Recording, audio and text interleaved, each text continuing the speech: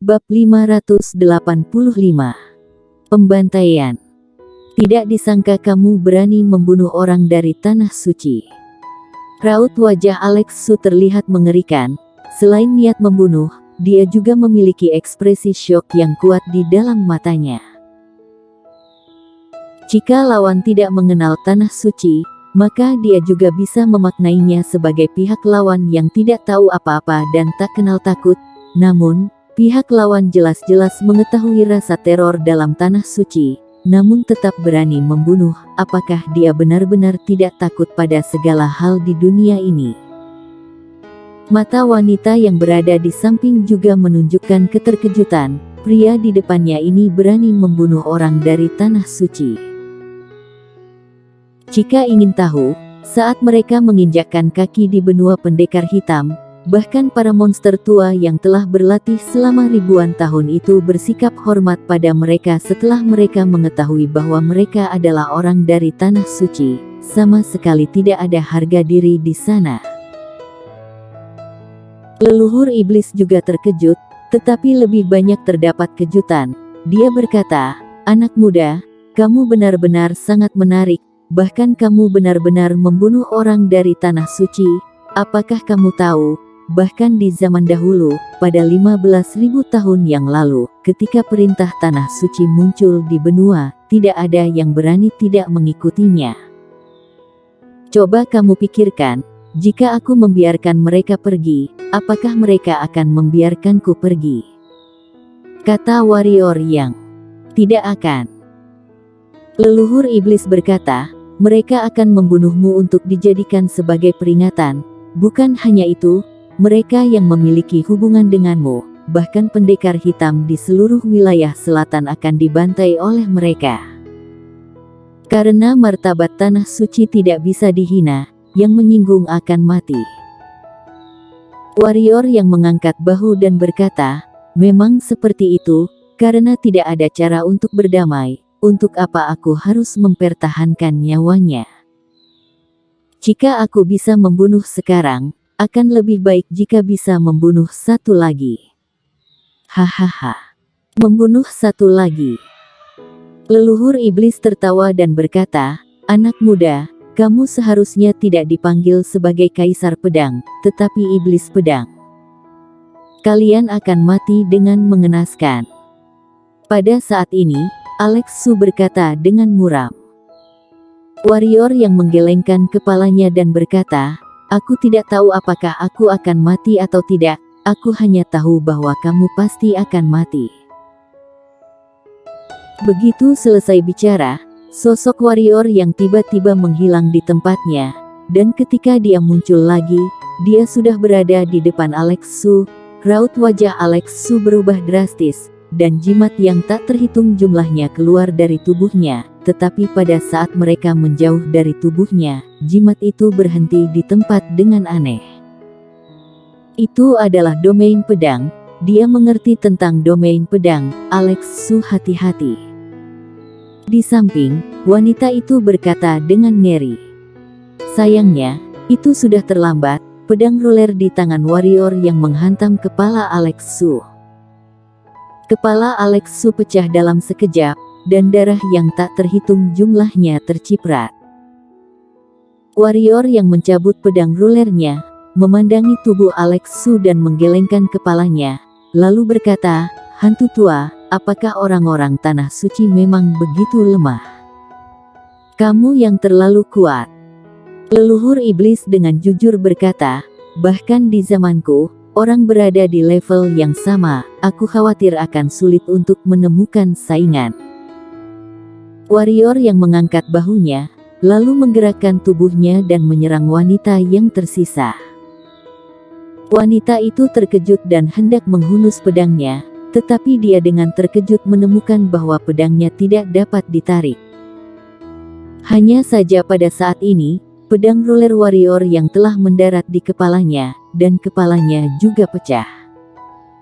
"Aku pikir kamu akan memberi belas kasihan pada wanita."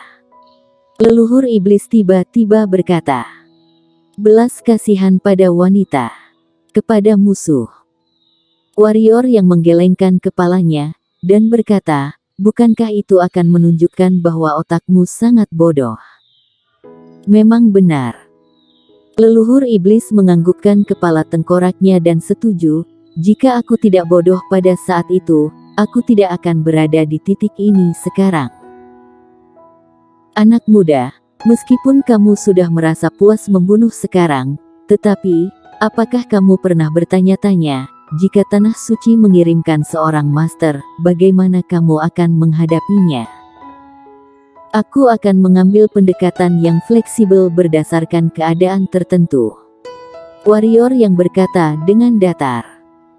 Leluhur iblis menggelengkan kepalanya dan berkata, kekuatan Tanah Suci berada di luar imajinasimu. Aku akan mengatakannya seperti ini, kecuali seluruh benua kalian berkumpul, ini mungkin bisa melawan mereka. Tetapi, apakah menurutmu klan iblis, klan siluman, dan Julian Luo akan membantumu? Kurasa tidak akan, terutama Julian Luo, dia pasti sangat berharap kamu mati. Tanah Suci tidak begitu menakutkan, setidaknya untukmu.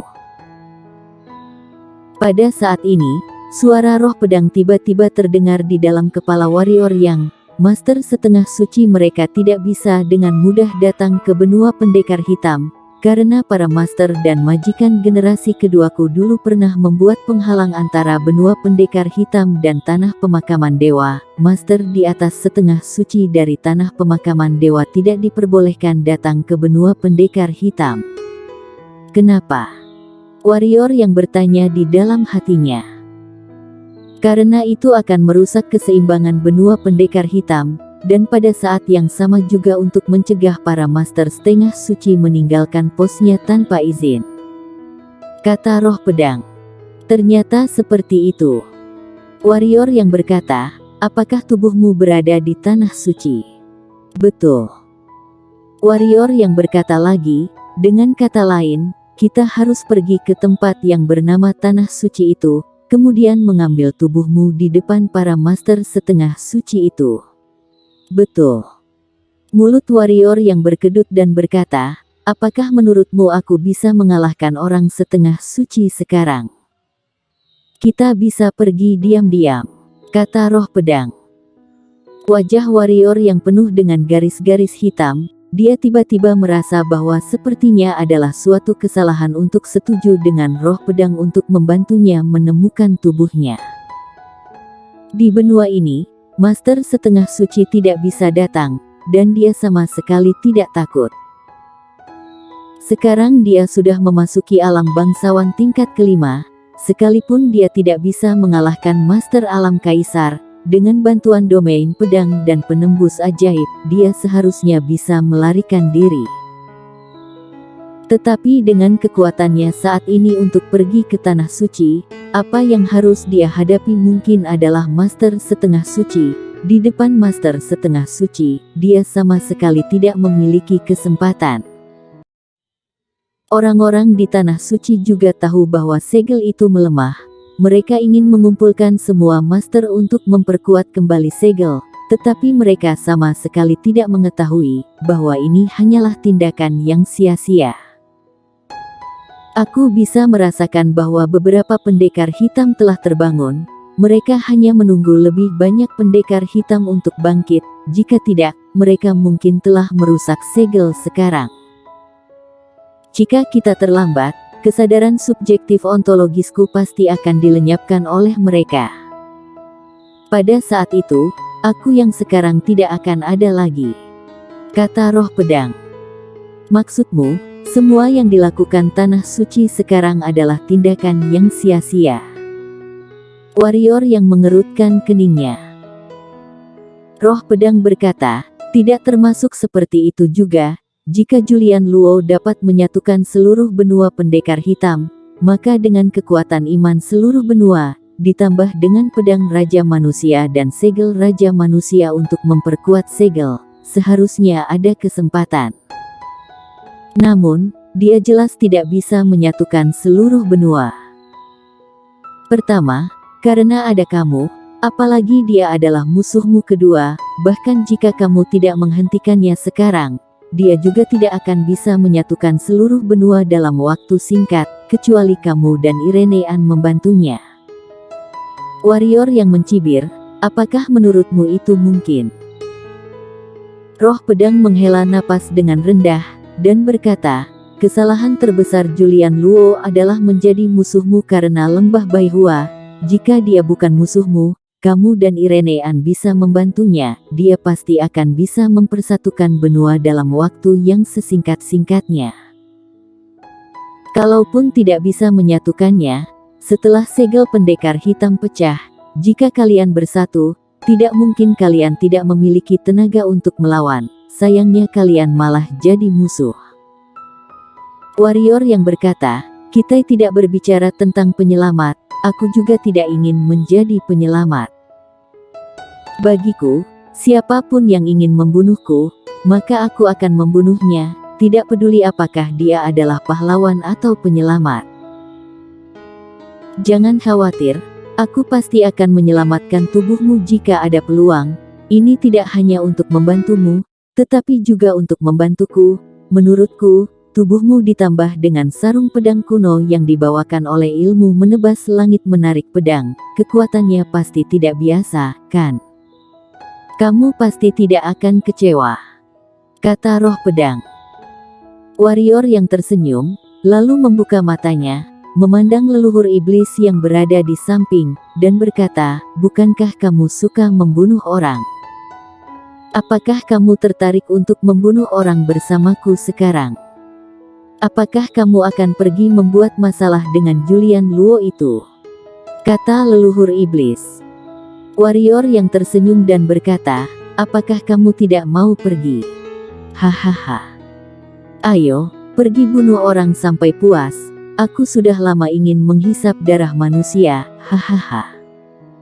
Tubuh leluhur iblis bergerak ke kejauhan. Warrior yang mengambil napas dalam-dalam dan membanting kaki kanannya ke tanah, berubah menjadi garis hitam dan menghilang di kejauhan. Benar saja, semua pria adalah orang yang tidak mementingkan perasaan. Di atas tembok kota, melihat warrior yang pergi, Lestikin mendengus dengan tidak puas. Pada akhirnya dia dapat melihatnya, tetapi dia malah pergi tanpa menyapa. Mendengar apa yang dikatakan Lestikin, Clara Xiao yang berada di samping melirik Lestikin. Dia tidak berbicara, tetapi jiwa pisau yang tajam keluar dari tubuhnya. Lestikin tidak mau kalah, cambuk hitam panjang muncul di tangannya. Di atas tembok kota, mata kedua wanita itu memiliki jiwa pertarungan. Setelah melihat ini, Veroding berkata, kalian berdua, apakah menurut kalian warrior yang sekarang sedang bersantai? Tidak, dia tidak santai sama sekali. Jangan bicara tentang menghadapi kerajaan Dinghan terlebih dahulu, dia masih harus menghadapi pembalasan dari kekuatan di balik 3 orang sebelumnya di masa depan. Tidak banyak yang bisa kita bantu, aku berharap keduanya tidak membuat masalah lagi karena masalah hubungan percintaan. Clara Xiao menarik kembali pandangannya dan melemparkannya ke kejauhan. Lestikin mendengus dingin dan menyingkirkan cambuknya. Veroding menggelengkan kepalanya, warrior yang pasti akan merasa sakit kepala di masa depan. Lebih dari 100 mil jauhnya dari kota kuno, tempat istirahat pasukan Julian Luo telah dibuat. Apakah kamu yakin utusan suci tanah suci dibunuh oleh warrior yang? Julian Luo menatap seorang pria bersenjata di depannya.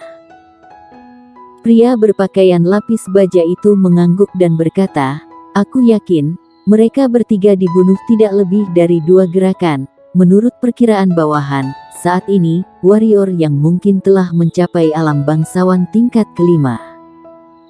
Mendengar ini, semua orang di tengah lapangan merasa kedinginan. Nyali warrior yang sebenarnya terbuat dari apa? Kenapa dia berani melakukan apa saja?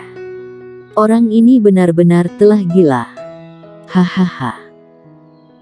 Julian Luo tertawa dan berkata, warrior yang dia sedang menggali kuburnya sendiri, dia bahkan berani membunuh orang-orang tanah suci, Tanah suci tidak akan pernah melepaskannya. Kita tidak perlu bertindak kali ini, karena dia pasti akan dibunuh oleh pihak tanah suci. Mendengar kata-kata Julian Luo, beberapa orang di lapangan pun menoleh. Memang benar, kekuatan tanah suci melebihi kekuatan benua pendekar hitam.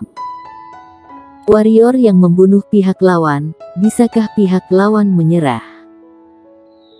Jika tidak terjadi masalah yang muncul dengan tiba-tiba, warrior yang akan menghadapi pembalasan tanpa akhir dari tanah suci selanjutnya, salah.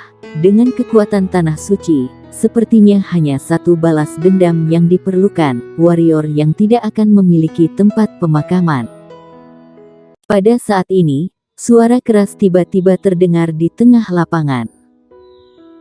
Penguasa manusia, gawat, warrior yang bersama dengan sebuah kerangka masuk ke dalam pasukan kita dan membantai seperti orang gila. Bersambung.